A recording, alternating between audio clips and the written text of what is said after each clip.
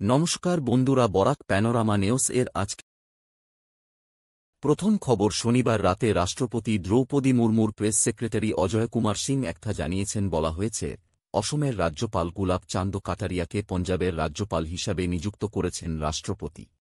একই সঙ্গে কেন্দ্রশাসিত অঞ্চল চণ্ডীগড়ের প্রশাসক নিযুক্ত করা হয়েছে তাঁকে।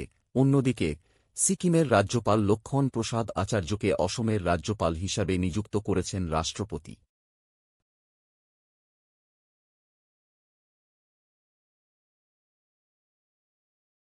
রবিবার প্যারিস থেকে প্রথম পদক ভারতের ঝুলিতে। ব্রোঞ্জ পদক হাতে মনু ভাকের নিশানায়। 1.0 মিটার এয়ার পিস্তলে লক্ষ্যভেদ করে ইতিহাস গড়লেন ভারতের মহিলা শুটার মনু ভাকের।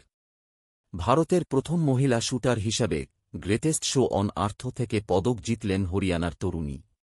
করিমগঞ্জবাসীর জন্য খুশির খবর। 1-2-5 আগস্টের ভিতরে হয়তো কৃষ্ণেন্দু পাল মহাশয় আসাম এর মন্ত্রিসভা পেতে পারেন, করিমগঞ্জ থেকে সূত্রের খবর মতে।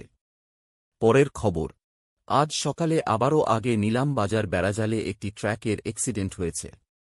এই এলাকা ঘন ঘন দুর্ঘটনা হয়ে যাচ্ছে, প্রশাসন এই দিকে নজর দেওয়া দরকার। হাইলাকান্দি জেলা থেকে নিখোঁজ রিপোর্ট। দয়া করে সবাই ওদেরকে খুঁজে পেতে সাহায্য করুন পুলিশের।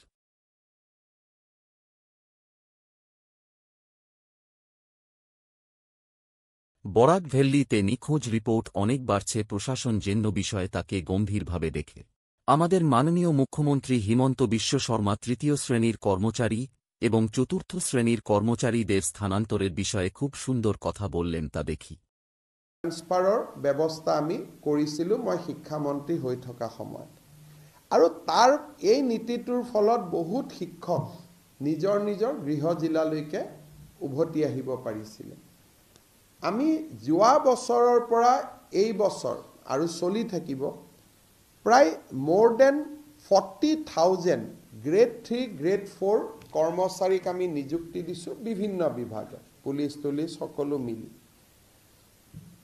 এই লোকসকলৰ মাজতো শিক্ষকৰ দৰে এটা আমি পাৰস্পৰিক বুজাবুজিৰ এটা বদলি প্ৰক্ৰিয়া এটা আমি আৰম্ভ কৰিব খুজিছোঁ। এতিয়াও চিন্তাৰ পৰ্যায়ত আছে যে যদি কামৰূপৰ ল'ৰা এজন ডিব্ৰুগড়ত আছে আৰু ডিব্ৰুগড়ৰ ল'ৰা এজন কামৰূপত আছে, দুইজনে নিজৰ ভিতৰতে ফৰ্ম এখনত চহী কৰি দিলে আমি তেওঁলোকৰ ট্ৰান্সফাৰ অৰ্ডাৰটো আমি উলিয়াই দিব পাৰিম।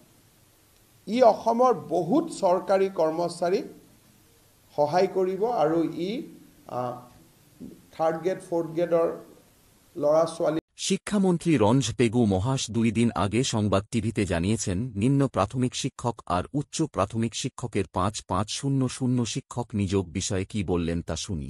এতিয়া ধৰক নিৰ্বাচনৰ পূৰ্বে প্ৰাথমিক শিক্ষা সঞ্চালকালয়ৰ অধীনত মুঠ 5,550টা আৰু মাধ্যমিক শিক্ষা সঞ্চালকালয়ৰ অধীনত 8,980টা শিক্ষকৰ পদৰ বাবে ইতিমধ্যে অৰ্হতা সম্পন্ন প্ৰাৰ্থীৰ পৰা আবেদন বিচাৰি যিটো বিজ্ঞাপন প্ৰকাশ কৰা হৈছিল, আৰু তেতিয়া নিৰ্বাচনী আচৰণবিধি উকলি যোৱাৰ পাছত এই পদসমূহ পূৰণৰ কথা কোৱা হৈছিল যদিও আজিলৈকে এই পদসমূহ কিন্তু খালী। ইয়াৰ আমাৰ আবেদন গ্ৰহণ প্ৰক্ৰিয়াটো সম্পূৰ্ণ হ'ল। এতিয়া আমাৰ ডকুমেণ্ট ভেৰিফিকেশ্যন হ'ব। এই 2 দিনৰ ভিতৰতে ডকুমেণ্ট ভেৰিফিকেশ্যনৰ প্ৰক্ৰিয়াটো কমপ্লিট হ'ব। তাৰ লগে লগে আপোনাৰ মেৰিট লিষ্ট, প্ৰভিজনেল যি মেৰিট লিষ্ট হয়, প্ৰভিজনেল মেৰিট লিষ্টটো ওলাব, আৰু একেটা সময়তে নতুন বিজ্ঞাপনটো প্ৰকাশ পাব, মানে পেৰেলেলি।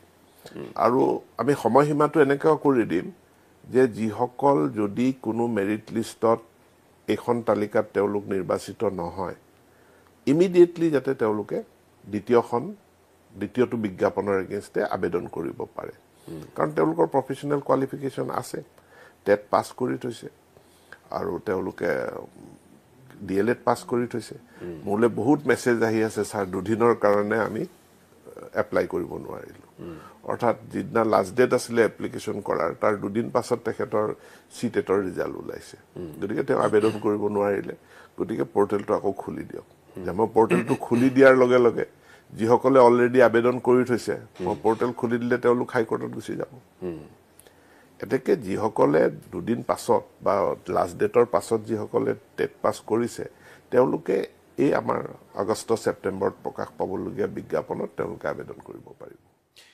খবর ভালো লাগলে আপনাদের প্রিয়জনদের দয়া করে শেয়ার, লাইক, কমেন্ট এবং সাবস্ক্রাইব করতে ভুলবেন না অনুগ্রহ।